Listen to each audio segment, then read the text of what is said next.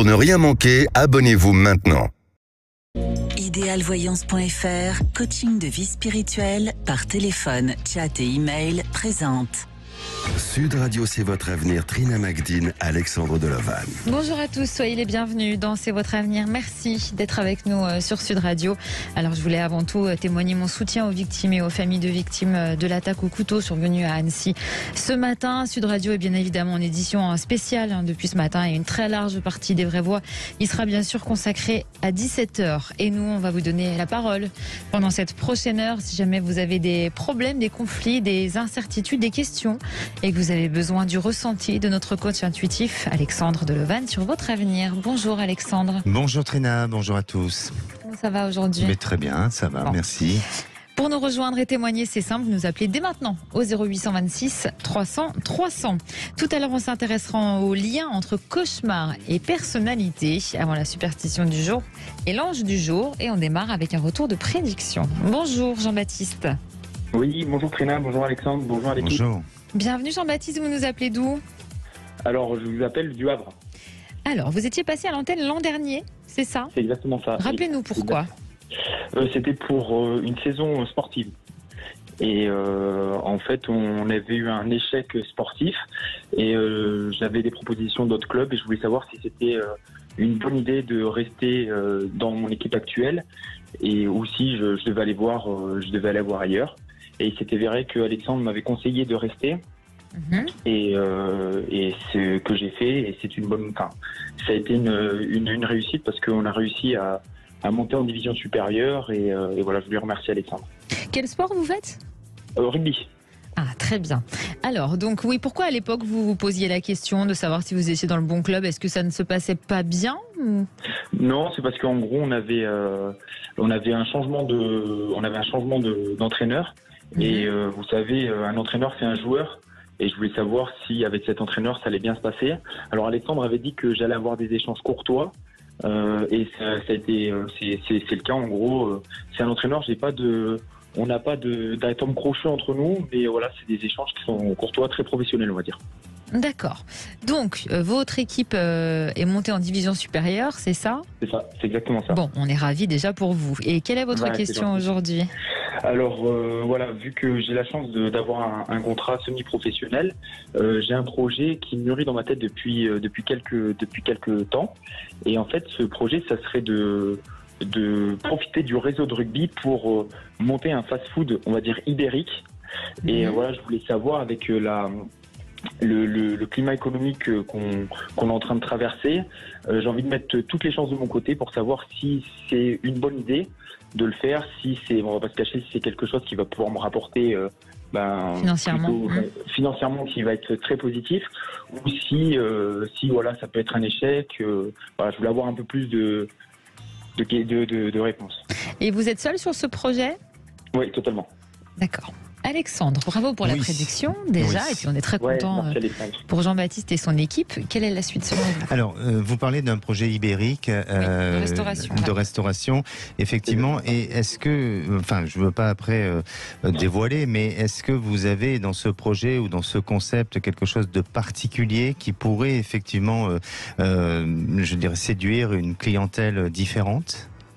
Oui, je pense parce que il y a très peu de restaurants au Havre de restauration rapide au Havre qui proposent cela. D'accord. Donc je pense que c'est pour ça. Je pense que ça peut être vraiment un avantage concurrentiel incroyable. Après voilà, est-ce que c'est quelque chose qui marche très bien en France dans des régions où la communauté ibérique est très présente. Au Havre, c'est vrai que la communauté n'est pas spécialement la plus présente, mais voilà, je voulais savoir si ça pouvait fonctionner, si ça pouvait matcher quoi. Alors, pour moi, oui, je pense que ça peut fonctionner, mais j'ai l'impression que je vais vous poser cette question-là parce que vous allez adapter peut-être le concept un petit peu différemment de ce qui se présente jusqu'à présent sur d'autres endroits et d'autres lieux. Oui. Peut-être parce que, voilà, vis-à-vis de la situation géographique, vous craignez que ça prenne pas comme vous auriez espéré. Donc, je sens que vous allez allez évoluer au fur et à mesure. C'est-à-dire que à la fois on part vers une idée d'un projet ou d'un concept bien établi et bien défini, et puis progressivement on le fait évoluer vers autre chose. Donc oui, il y a une réalisation possible sur ce projet-là. Bien sûr que le lieu, et je crois que en dehors de, je dirais, de la fragilité ou de la crainte que vous pouvez avoir sur le plan économique, en dehors de ça, il y a le lieu et l'emplacement qui jouera un rôle important sur votre succès. Et pour moi, justement, vous serez peut-être assez exigeant de trouver un lieu qui s'adapte bien, qui s'intègre bien à ce projet et qui permette aussi d'avoir des consommateurs qui vont réagir et qui vont être séduits par ça. Pardonnez-moi, je vous coupe, Alexandre. Jean-Baptiste, vous en êtes où exactement? À quel stade? C'est vraiment uniquement un projet pour l'instant ou il y a des choses un peu concrètes? J'ai fait déjà toute l'étude de marché. D'accord, très bien. Et là, je me suis rapproché de la CCI justement pour voir les étapes à suivre. Et je commence à réfléchir à la réalisation du business plan et du prévisionnel. Donc c'est quand même avancé. Oui. Oui, plutôt pas mal, oui. Oui, et je crois que courant de cet été, vous allez continuer, même ça va s'accélérer sur le projet parce que c'est quelque chose qui vous anime et vous êtes motivé à mettre ça en place. Et j'ai l'impression que aussi dans cette aventure, vous amenez avec vous d'autres personnes, alors peut-être des personnes de confiance, et notamment il y aura 3 personnes avec vous qui pourront vouloir aussi s'investir dans ce projet-là et vous permettre aussi de le réaliser. Donc pour moi, oui, c'est bien, c'est plutôt positif. Il semblerait que ce projet soit dans un premier temps un lieu on va dire de test, un lieu qui permette de voir, de jauger un peu l'évolution de l'exploitation et de ce projet-là. Et ensuite, sûrement le déplacer sur un autre endroit, un autre lieu, où là, ça amènera à plus de possibilités sur le plan commercial et sur les résultats financiers. Donc, pour moi, oui, je vous sens aller dans cette réalisation. Oui, je vous sens arriver à un résultat positif. Et puis, on dirait que déjà, à cet automne, les choses commencent à prendre forme, effectivement. Ça prend forme pour début d'année prochaine où là vous êtes dans une réalisation de ce projet-là. D'accord. Et si je peux me permettre une dernière question, est-ce que justement vous voyez concilier les deux, le rugby, parce que c'est quelque chose, comme je le disais, qui me fait vivre, on va pas se cacher. Et en fait, le but c'est de concilier les deux. Donc c'est pour ça, quand vous avez parlé de personnes de confiance, j'ai envie de mettre en place aussi des personnes de confiance parce que j'ai des entraînements qui sont le soir. Et je ne pourrais pas assurer tout le temps ma présence dans ma restauration rapide. Donc est-ce que je vais pouvoir réussir à concilier les deux? C'est aussi une question parce que je suis quelqu'un, je pense que je déborde beaucoup d'énergie, mais le problème c'est que je pourrais pas me battre sur tous les fronts non plus, quoi. Oui, alors peut-être ça, les 3 personnes, c'est pour épauler. Sûrement. Ouais. Et pour moi, le rugby c'est aussi une passion. Donc aujourd'hui, vous êtes battu et vous avez en vous un potentiel de la ressource pour justement continuer à être dans cet état d'esprit de jeu, d'équipe, on va dire de gagnant aussi. Donc vous allez continuer et je crois que le projet à côté sur lequel vous avez pour intention de développer est plus un projet, on va dire, je dirais aussi peut-être pas de la même passion, mais plus sur un plan marketing, de développement marketing, peut-être pour assurer aussi les arrières financières dans les années à venir. Donc ce sont 2 choses différentes, mais je vous sens pouvoir arriver à gérer les deux et puis surtout, et ce qui est important effectivement, c'est d'avoir des personnes autour de vous qui pourront vous permettre de vous rassurer, d'être en confiance et puis aussi ne lâchez pas tout complètement, c'est-à-dire que ayez un regard sur tout ce qui se passe, mais faites-leur confiance parce que je crois que vous savez bien vous entourer et à ce niveau-là, il n'y a pas de souci. Bon, c'est très gentil. Donnez-nous des nouvelles, Jean-Baptiste. J'y manquerai pas. Merci beaucoup en tout cas. Et le bonjour bien sûr à tous vos collègues de rugby. C'est gentil, merci beaucoup. Merci Jean-Baptiste, à Au revoir, bientôt. bonne continuation. Merci beaucoup, au revoir. Allez, on va s'intéresser dans un instant au lien entre cauchemar et personnalité. Et on vous attend sur Sud Radio si vous avez des questions à poser à notre coach intuitif. 0826 300 300. Sud Radio, c'est votre avenir, le sujet du jour. Une question que tout le monde peut se poser, Ouais. Trina. Quel est le lien entre cauchemar et personnalité? Alors, certaines personnes font régulièrement des cauchemars, comme moi, hein, et d'autres n'en font presque jamais. Plusieurs études ont été menées sur le sujet et ont révélé que nos rêves peuvent être influencés par plusieurs choses, comme l'alimentation, l'alcool, le stress quotidien ou des événements traumatisants.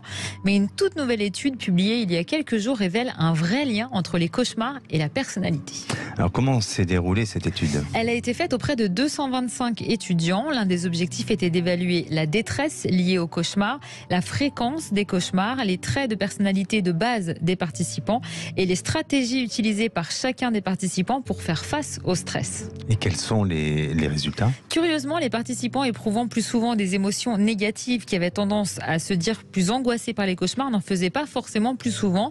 En revanche, les personnes avec une grande ouverture d'esprit ont déclaré faire des cauchemars beaucoup plus fréquemment. Ce trait de personnalité est associé à une tendance à la curiosité intellectuelle, à la créativité et à la préférence pour la nouveauté et la variété. Tout ça mettrait le cerveau en ébullition et favoriserait les cauchemars. À l'inverse, les participants plus sociables, plus agréables, avec de la compassion et qui font facilement confiance aux autres, ont déclaré faire des cauchemars beaucoup moins souvent. Alors en termes de chiffres, selon l'étude, entre 57% et 83% des adolescents et adultes font régulièrement des cauchemars. C'est assez conséquent quand même. Ça repose sur un échantillon réduit, mais ça va apporter de nouveaux éléments de réponse pour des futures études sur les cauchemars qui ont déjà commencé. Mais je trouve ça très intéressant et ça me parle. Ça vous parle? Oui, Ah bah, je suis effectivement. contente. Oui, dans les personnalités, oui, je trouve que ça correspond bien et surtout par rapport aux personnes. Vous savez que tous les jours on aborde des sujets ou des questions sur les rêves, sur les cauchemars et souvent il y a des profils de personnalité qui se rejoignent à ce que vous avez évoqué. D'accord. Donc c'est Bon, pas mal. Vous faites bien de le souligner. Laurence nous a rejoint. Bonjour Laurence. Bonjour Trina, bonjour Alexandre. Je suis Bonjour. ravie d'être là. On est ravis de vous avoir, Laurence. Vous nous appelez d'où?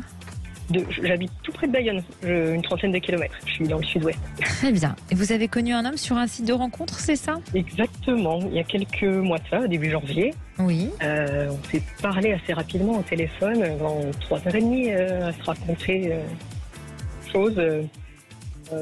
C'était plutôt fluide, sans gêne, plutôt naturel, ce qui m'arrive pas souvent.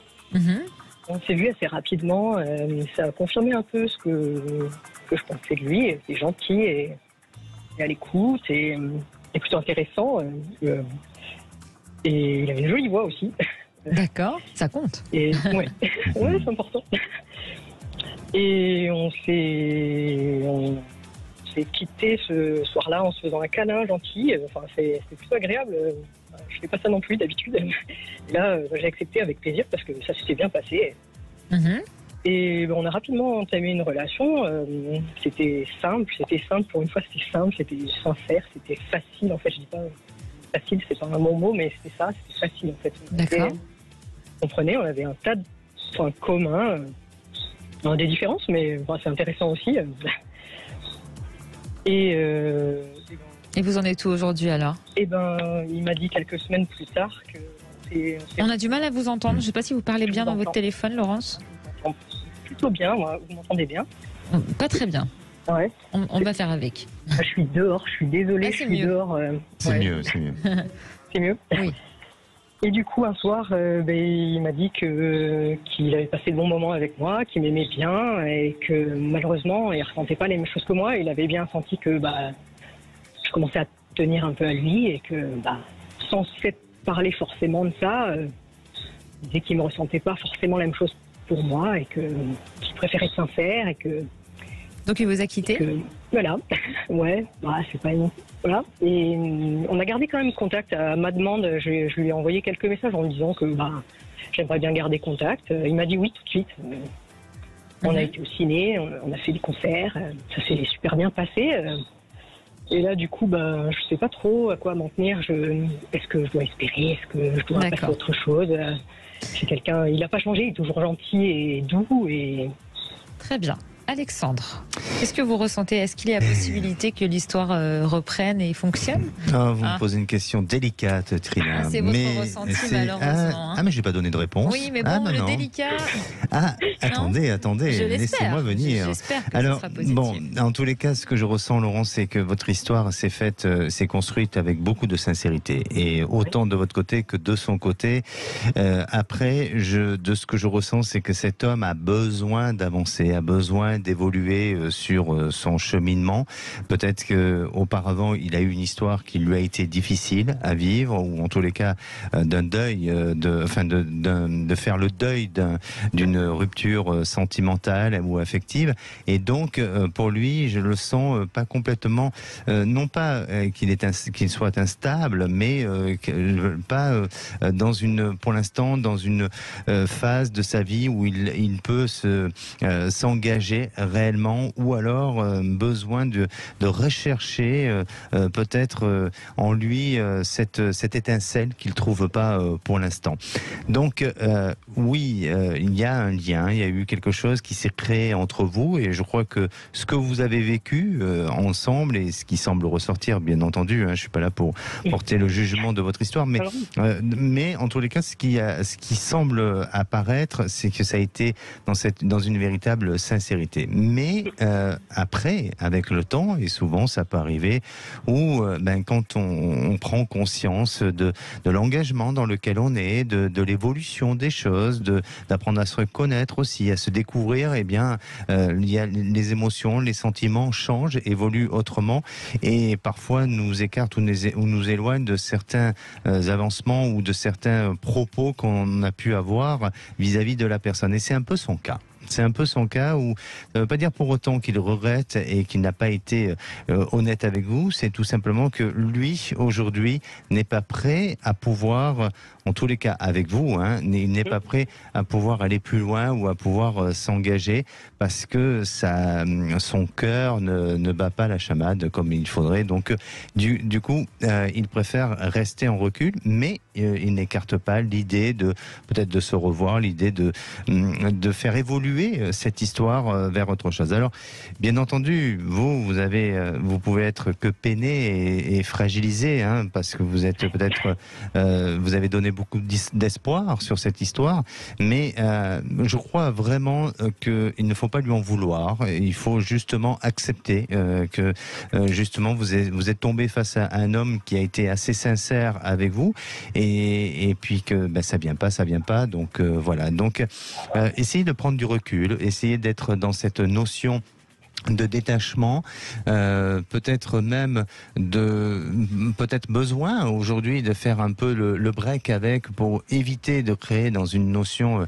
de dépendance sentimentale et d'attendre de lui un changement. Donc peut-être que pour vous c'est mieux de prendre du recul et puis de vous ouvrir à d'autres possibilités et à d'autres rencontres, parce que là je laisse ma chère Trina me poser la question. Et oui, vous allez faire une jolie rencontre. Vous allez faire une jolie rencontre, vous verrez que à partir de l'automne, fin de l'été, début de l'automne 2023, vous êtes dans une nouvelle phase de réalisation avec une belle rencontre où là, on sera dans un engagement commun et avec une possibilité de durer dans le temps. Bien. Okay. On vous le souhaite, en tout cas, Laurence. Merci, c'est gentil. Merci. Tenez-nous au courant. Oui. À bientôt, Laurence. Merci beaucoup. Merci d'avoir été avec nous. Merci à vous. Allez, on vous attend sur Sud Radio 0826 300 300. On revient dans un très court instant. Et de retour dans C'est votre avenir. Bienvenue si vous nous rejoignez sur Sud Radio. C'est toujours notre coach intuitif Alexandre qui est à mes côtés pour répondre à toutes vos questions au 0826 300 300. Donc n'hésitez pas à nous rejoindre comme Maria qu'on va avoir dans un instant. Mais d'abord, c'est la superstition du jour. Et oui, Trina, vous savez, aujourd'hui on est quel jour ? Nous sommes jeudi. Oh vous avez l'air hésitante. Aujourd'hui c'est compliqué. Vous savez que pour le jeudi, il y a une superstition. Alors on dit que le jeudi, et pour ne pas attirer le mauvais sort, eh bien il existe une superstition bretonne qui dit que plusieurs choses ne doivent pas être faites un jeudi, comme filer de la laine, manger du coq ou encore porter un rubis. Bon, filer de la laine, c'est pas vous qui allez le faire, j'imagine. Bon, voilà, oui, c'est un peu, je veux pas dire que c'est dépassé, mais c'est plus de notre temps Oui, aujourd'hui. voilà. Manger du coq ou du poulet, ça c'est possible. Oui. Hein, vous en avez mangé à midi? Non. Bon, très bien. Et puis porter un rubis, est-ce que sur vous avez des rubis? Oui. Oui. Dans mes rêves, oui. Ah, non. Voilà. Alors par contre, il semblerait que ce soit le meilleur jour pour faire venir sa future épouse sous leur futur toit conjugal. Alors vous savez qu'en Allemagne, le jeudi est le jour de malchance par excellence. Aucun mariage ne doit être célébré. Ah, je ne savais pas. Bon, je veux dire, je ne sais pas si c'est comme en France, mais généralement un mariage le jeudi, c'est pas fréquent. Ça peut arriver quand mais même. c'est pas très fréquent. C'est pas fréquent, oui. Voilà. C'est sûr. On dit aussi qu'aucun travail important doit être entrepris. Et puis, il ne faut pas envoyer son enfant à l'école pour la première fois un jeudi. On risque de faire une mauvaise Il année. y a beaucoup de superstitions. Oui, exactement. Alors, vous savez quand même que le jeudi, est, pour les astrologues, hein, le jeudi est sous l'influence de Jupiter. Et dans son influence positive, eh bien, le jeudi est un jour d'optimisme, de jovialité, d'épanouissement, de chance de succès, de notoriété, et puis aussi de bien-être. Et puis, dans l'influence négative, eh bien, c'est un jour d'excès, de tyrannie, de colère, d'opportunisme, de gaspillage et même de procès. Très bien, on apprend tous les jours. Oui, pourquoi pas. Demain, je vous ferai vendredi. On retrouve Maria. Bonjour Maria. Bonjour Trina, bonjour Monsieur Alexandre. Bonjour Madame Maria. Dites donc. Pardon. Non, Alexandre, ça va très bien. Voilà, très bien. Non, mais je vais vous appeler comme ça, moi on est en aussi. toute Je suis impunité. trop contente de vous entendre et que vous m'avez reçu. Donc je vous remercie de tout mon cœur. Oh, c'est Oh, très c'est gentil très beau. Maria, Merci beaucoup. Vous nous Nous appelez aussi. d'où? Je vous appelle de Lyon. D'accord. Alors, vous êtes inquiète pour votre fille à cause de l'homme qu'elle fréquente? Tout à fait. Alors ma fille, elle nous appelle plus, elle veut plus nous parler, on n'a pas de nouvelles. Elle est avec des gros problèmes financiers à cause de lui.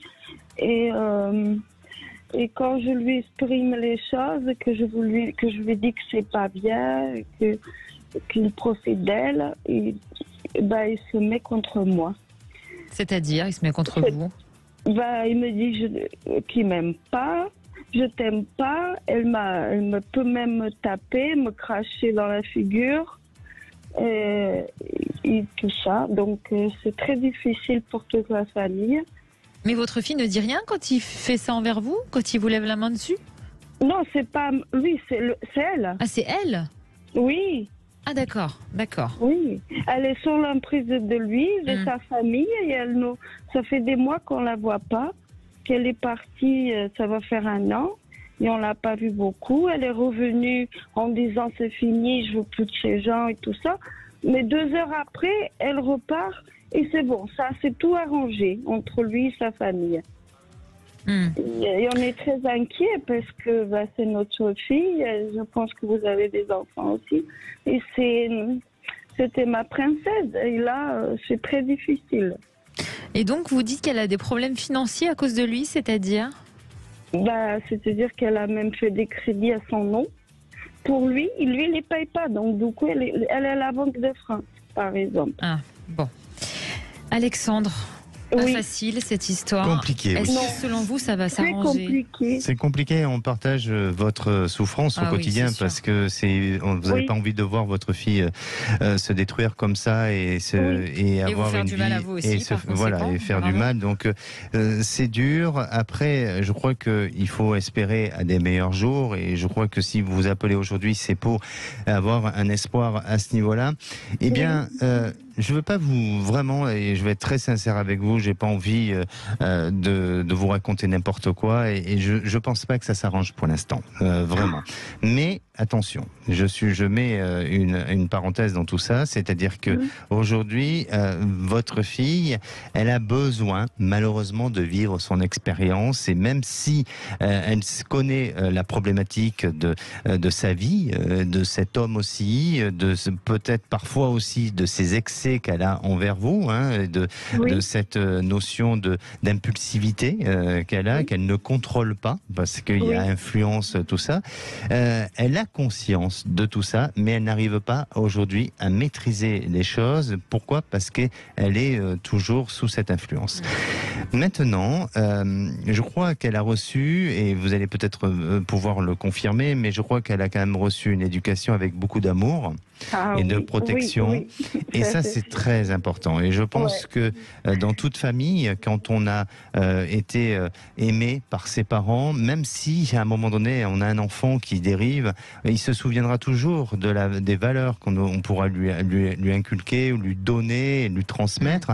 Et bon, ça, c'est peut-être pas une règle valable pour tout le monde, mais en général, la personne et l'enfant se souvient de tout ça et essaye de corriger les choses pour revenir plus proche de sa famille et essayer de s'améliorer. Et c'est le cas de votre fille, ou ça sera le cas de votre fille. Donc, pour moi, aujourd'hui, et je ne veux pas du tout vous faire peur, c'est que je sens que la relation qu'elle vit avec cet homme va durer encore.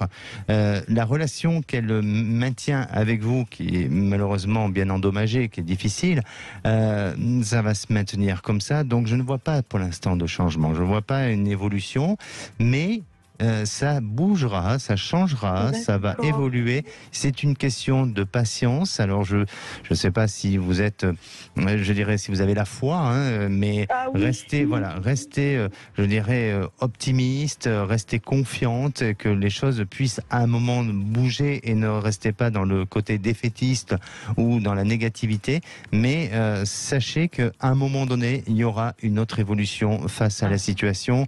Et un jour, et peut-être que c'est peut-être pas demain, mais vous verrez que votre fille viendra sûrement pour essayer de s'améliorer envers vous, de s'excuser aussi, de reprendre sa vie en main autrement et différemment, parce que elle va en sortir de cette relation un peu difficile.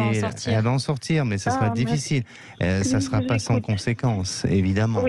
Mais en tous les cas, sans porter de jugement sur cet homme, sur cette belle famille ou autre. Votre fille, malheureusement, de ce que je ressens, c'est que c'est son parcours, c'est son choix pour l'instant.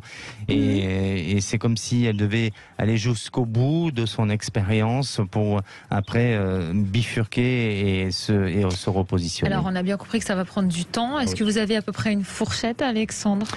Difficile parce que vous savez, Trina, quand on est sous emprise ou sous manipulation, on a du mal à contrôler le temps. Donc, moi, je dirais que dans une période de 2 ans, ça peut tout... 2 ans, non, attendez. Ne vous affolez pas, Maria. Soyez tranquille. Dans une période de 2 ans. Dans une période de 2 ans, il peut y avoir des changements. Mais je ne peux pas donner de date précise aujourd'hui. Ça serait vous mentir pour vous donner... Dans une période de 2 ans, ça peut être bien avant 2 ans, comme dans un mois, 2 ans maximum. Voilà. Comme ça peut être dans... Voilà. Mais surtout, laissez faire, soyez confiante et puis ne regrettez en rien de ce que vous avez donné à votre enfant.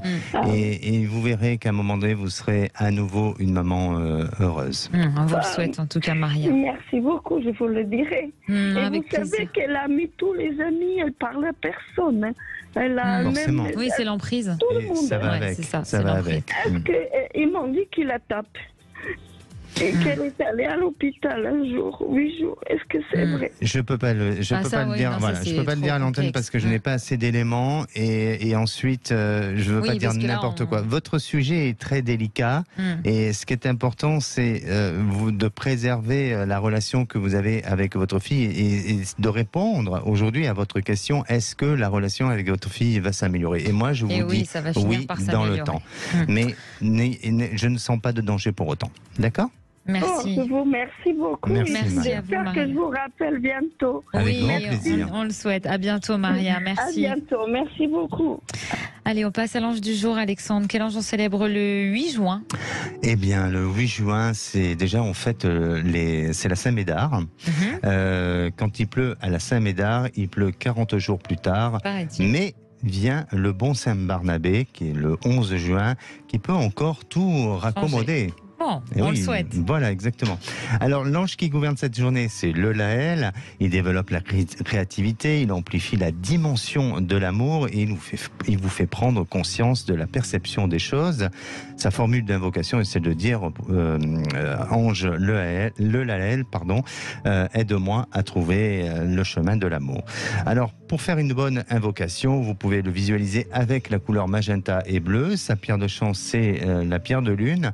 Vous savez que ce nom de pierre a été inspiré forcément de la lune, puisque la pierre est d'une couleur blanc nacré. Et dans les temps anciens, on pensait qu'il s'agissait même d'un fragment de la lune. Les Indiens croyaient que la pierre de lune était constituée d'une pierre dans laquelle étaient stockés de nombreux rayons de lune. Et puis, au Moyen-Âge, la pierre de lune était associée à la fertilité et à la passion. Elle avait le pouvoir de protéger la femme et le fœtus pendant la grossesse. Alors aujourd'hui, elle n'a pas changé dans ses vertus, mais dans les croyances peut-être. Elle harmonise les différentes énergies du corps et des émotions et permet d'atteindre un état de calme et de paix intérieure. Très bien. À l'anniversaire du jour, celui d'une grande chanteuse qui a fait beaucoup de succès, peut-être un peu moins aujourd'hui, mais Bonnie Tyler. Ah, quand même. Et quand même, et oui. Grande chanteuse. Et une grande chanteuse. Effectivement, vous vous en souvenez, vous avez des refrains de... Oh, si je me mets à chanter, on va perdre tous nos auditeurs. Mais c'est une grande chanteuse que j'avais rencontrée d'ailleurs quand elle avait fait le Loves Music d'Yvan Cugius, qui est extraordinaire. Exactement. Et si je me mets à chanter avec vous, là on perd le direct. Oui, là tout coupe, toute l'antenne coupe. Alors un petit souvenir du jour. Allez, en 2004, vous savez que le cœur de Louis XVII est déposé dans la crypte royale de la basilique de Saint-Denis. Cette cérémonie ne clôt pas l'énigme de l'enfant du Temple, fils donc de Marie-Antoinette et de Louis XVI. Il y a de nouvelles analyses ADN qui ont remis en cause en 2014 l'identification de ce cœur. Mais en tout cas, il y est aujourd'hui. Très bien, on accueille Alain. Bonjour Alain. Bonjour Trina et Alexandre, je suis ému en plus. Ça va bien se passer Alain, on est entre nous. Vous nous appelez d'où? Je vous appelle de Marseille. D'accord, vous avez 2 questions? Oui, en fait, c'est une question sur ma vie amoureuse, en fait, et j'ai 51 ans, je suis divorcé. Oui. Et je n'arrive pas à me stabiliser avec des compagnes ou des gens que je rencontre, des femmes que je rencontre, et j'ai du mal à faire confiance. D'accord. Et dans tout ça, je ne vois plus mes enfants. Et ça répercute sur ma vie sentimentale et sur ma vie aussi de père, en fait. Pourquoi vous ne voyez plus vos enfants? Ce sont leurs décisions, celles de leur mère? C'est celle de leur mère, en fait, si vous voulez. C'est un divorce qui a été très mal vécu de chacun des parents. Et elle me fait subir c'est une sorte de punition, elle me fait subir, en fait. Et vos enfants, quel âge? Alors, mon grand garçon, il a 19 ans et ma fille, elle a 18 ans. D'accord. Et donc, votre question professionnelle, c'est quoi? Mon avenir professionnel, en fait, je suis conducteur routier, mais j'ai été blessé par un accident de travail et en fait, j'ai été reconnu comme travailleur handicapé. Je voulais savoir quelle est ma vie professionnelle dans le futur pour savoir où j'en serai dans quelques années. Alexandre, on vous écoute pour les 2 questions. Oui, alors effectivement, c'est pas évident parce que quand vous parliez un petit peu d'injustice, je le sens aussi comme ça un petit peu, ou de punition, pardon. Je sens que oui, vous avez été un peu puni et peut-être à un moment donné, vous n'avez pas su, et bon, avec des dires, on peut éventuellement penser à plein de choses, mais vous n'avez pas réussi à faire face à toutes les attaques ou à tout ce qui vous était difficile et de ce qu'on a essayé de vous faire supporter. Mais après, je suis pas en train pour autant de vouloir diviser le camp. Mais pour moi, vraiment, vous êtes dans une période où il y a un besoin de retrouver confiance en vous. Et je crois que c'est ce qu'il faut et ce que vous devez absolument essayer de faire, de travailler au quotidien, cette confiance en soi, parce que c'est à partir de là où vous allez pouvoir même sentimentalement rencontrer quelqu'un et avoir une capacité à reconstruire votre vie et à ne pas rester sur des traumatismes ou des regrets ou une peine peine aussi de votre passé sentimental et des querelles qu'il y aurait pu avoir entre votre ex-femme et vos enfants aussi. Donc, essayez d'avancer. Vous faites un métier justement où tous les jours vous faites de la route, hein, et donc pour avancer vers des trajectoires et vers d'autres possibilités. Donc, essayez de le faire de la même manière pour votre existence et pour votre vie aussi. Et puis, professionnellement, oui, vous êtes fatigué, vous avez besoin de vivre différemment, de travailler autrement et différemment. Alors, je sens une reconversion, mais cette reconversion, je la sens pas tellement s'éloigner de ce que vous faites aujourd'hui. C'est-à-dire que, à la fois, peut-être que au niveau du métier en lui-même, ça reste un peu dans ce secteur-là, donc de tout ce qui touche au déplacement, mais il est fort possible que ça soit des déplacements locaux ou principalement au niveau d'un département, ou voilà, il y a des petits déplacements. Peut-être que c'est aussi quelque chose qui pourrait, ou une entreprise de service sur lesquels vous pouvez, vous, essayer de postuler ou de vouloir reprendre une nouvelle activité dans ce sens-là. Mais pour moi, je ne crois pas qu'il y ait un grand changement ou une grande reconversion qui risque de se faire. Dans le même secteur. Ça reste quand même le même secteur, et progressivement vous allez vous reconstruire et vous rétablir de tout ça. Merci beaucoup Alain d'avoir été avec nous sur Sud Radio. On vous attend, vous aussi, chez vous. 0826 300 300, venez nous rejoindre. De retour sur Sud Radio pour la dernière partie de C'est votre avenir. N'hésitez pas à nous rejoindre pour nous poser toutes vos questions. 0826 300 300. Dans un instant, vous avez rendez-vous avec toute l'équipe des Vraies Voix, présentée par Frédéric Brindel pour une édition spéciale, bien sûr, consacrée à cette attaque au couteau survenue ce matin à Annecy. Et nous, on va conclure avec Monique. Bonjour Monique. Oui, bonjour Trina, bonjour Alexandre. Bonjour. Bienvenue Monique, vous nous appelez d'où ? De l'Occitanie. Très bien, vous souhaitez nous faire un retour de prédiction, vous aussi ? Oui, j'avais appelé Alexandre en juillet 2021 à propos de mon compagnon qui avait été licencié et qui faisait des contrats par intérim et formation et qui ne trouvait pas de travail qui pouvait lui convenir. Et Alexandre m'avait dit qu'une personne, qu'une de ses connaissances allait lui indiquer un travail et lui aider à l'avoir. Et il a trouvé un travail dans une collectivité, mais c'est sous contrat.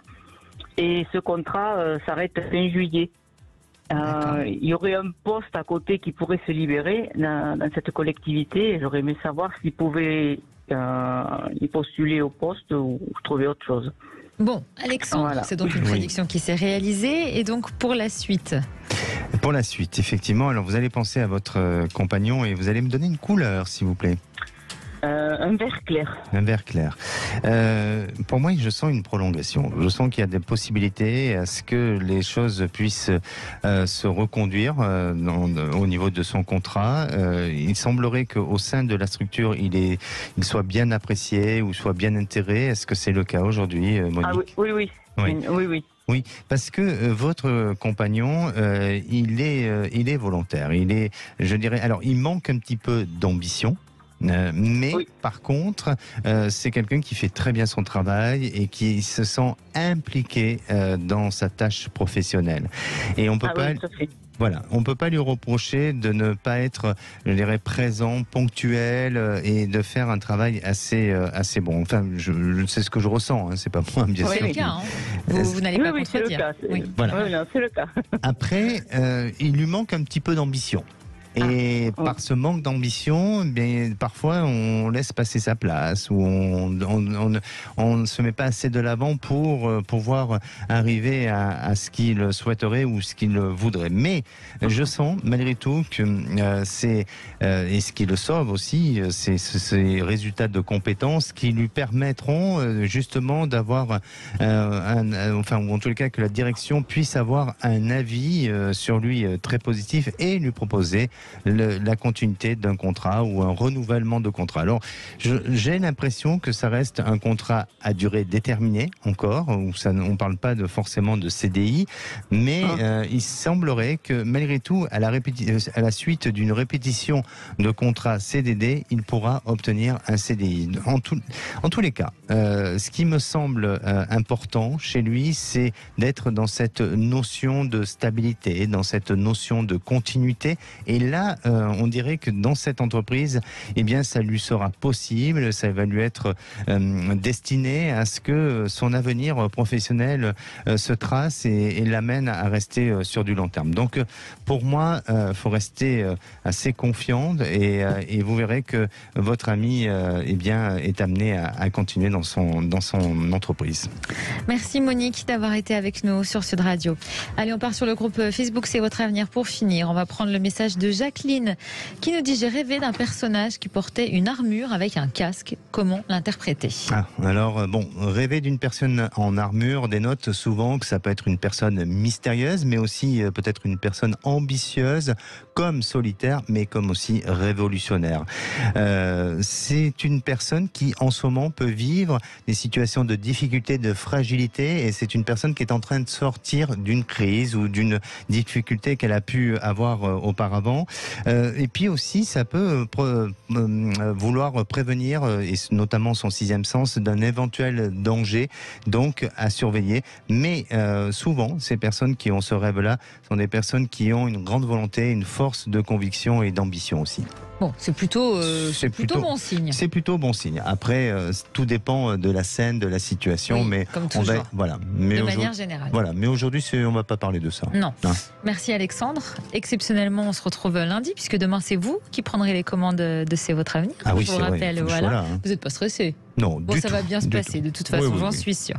Bonsoir mon cher Frédéric Brindel. Bonsoir à tous les deux. Il sera tout seul demain. Il sera tout seul demain aux commandes. Oui. Eh bien, figurez-vous que je suis tout seul ce soir. Oui, paraît-il, pour une édition spéciale, évidemment. Pour une édition spéciale. Alors, un petit coucou, évidemment, à Philippe David et à Cécile de Minibus qui se préparent depuis Marseille pour demain une émission spéciale, le G500. Maintenant, effectivement, il y a cette journée sombre, triste, avec ce drame qui est survenu donc en Haute-Savoie, à Annecy. Ce matin, un homme a attaqué 4 enfants en bas âge, armé d'un couteau. Il a également blessé 2 adultes, 6 personnes gravement blessées. Nous allons revenir avec nos vraies voix sur cette journée, sur le fil de cette journée où il a été question, bien sûr, du profil de l'assaillant, où il a été question aussi de ses volontés, de ses envies et surtout des messages qu'il a laissés. Vous allez voir que pour l'instant, la situation est tout sauf claire. L'enquête se poursuit et bien sûr, au cours de cette émission, nous suivrons